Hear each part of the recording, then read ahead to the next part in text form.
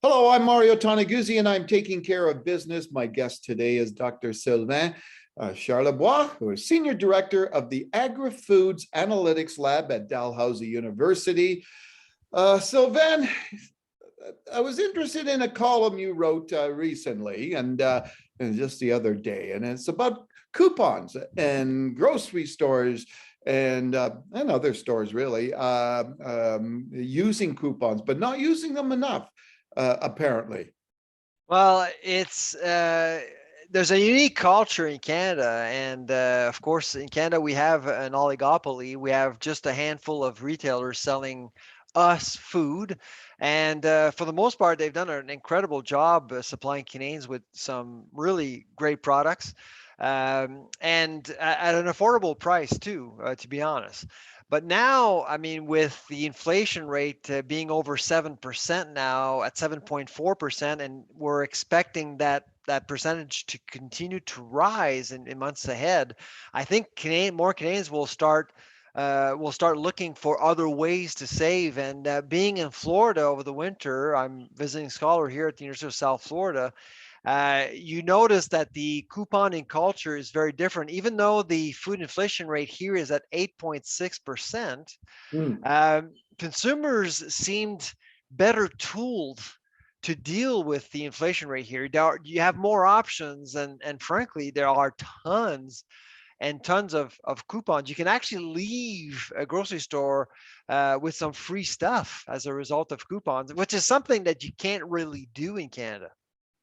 Why is that culture like that here in Canada? Why haven't we embraced the idea of coupons, and not so much from the consumer's perspective, but from the grocers? Why haven't they embraced that culture more?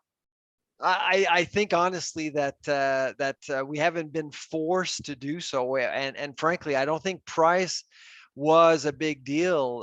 Really, I know that some people were concerned about food affordability, and I think a lot of Canadians actually have suffered from food insecurity. However, we're actually slowly marching towards some troubled times, I think, and I suspect that Canadians will expect more compassion, more empathy from the industry, and the best way to do that is to actually create the opportunities to save as much as possible. And I don't think it's there. And the other thing that has happened over the last several years in Canada is this approach of volume discounting. Buy four of an item, and your unit price will actually drop. Yeah. But it has annoyed some people who live alone, who can't really buy, they don't need to buy as many. And I've actually received many emails of people complaining about that. Yeah. Well, let's backtrack for a second. Let's talk about inflation. What are the factors behind the rise in inflation these days? Well, I mean, there's obviously there are supply chain problems, labor. There's the issue of course, logistics, fuel. There's tons of factors. Now, of course, the Ukraine has made everything more expensive to produce. Uh, you look at any commodity right now, basically it's more expensive. In fact, February numbers are starting to tell the story. Coffee is up 8%, 9% in 2 months. Flour is up 12% in 2 months. So you can see that really all of a sudden, some commodities are more expensive, and I think that's going to really drive inflation upwards for the next little while. So when you're looking at the rising costs of everything and rising prices of everything, whether it's grocery stores or retail stores or whatever, do you think we're going to see more Canadians going to kind of the discount stores for savings? Oh, for sure. I mean, even over the last 12 months, I think we've seen at least a dozen conversions in Canada.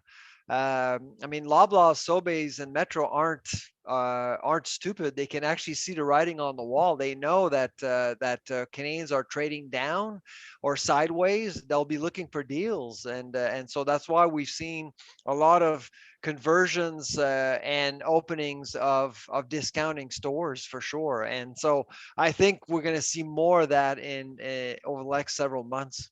So whether they're spending money in different ways in different places, I'm also wondering just about overall spending. Do you see Canadians, putting their wallets back in their pockets, so to speak, and maybe not spending as much?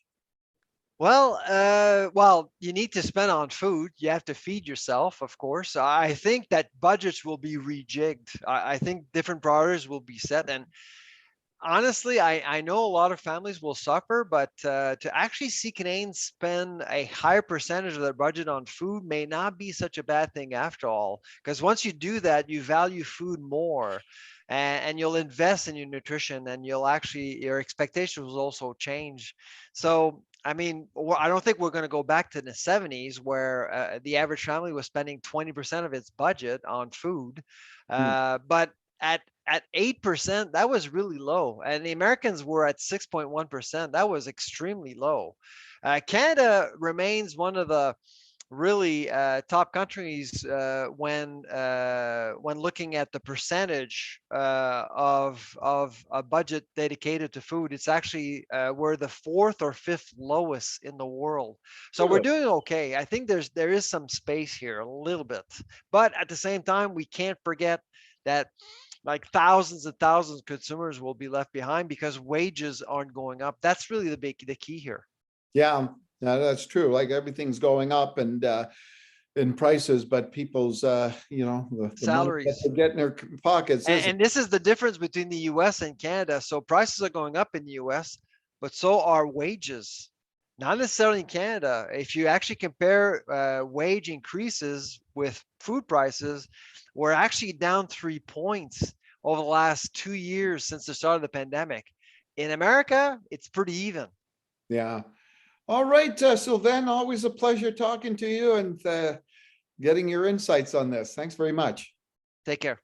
All right, super. That was Dr. Sylvain Charlebois, who is Senior Director of the Agri-Foods Analytics Lab at Dalhousie University. I'm Mario Toneguzzi. This has been Taking Care of Business. Thanks for joining us today.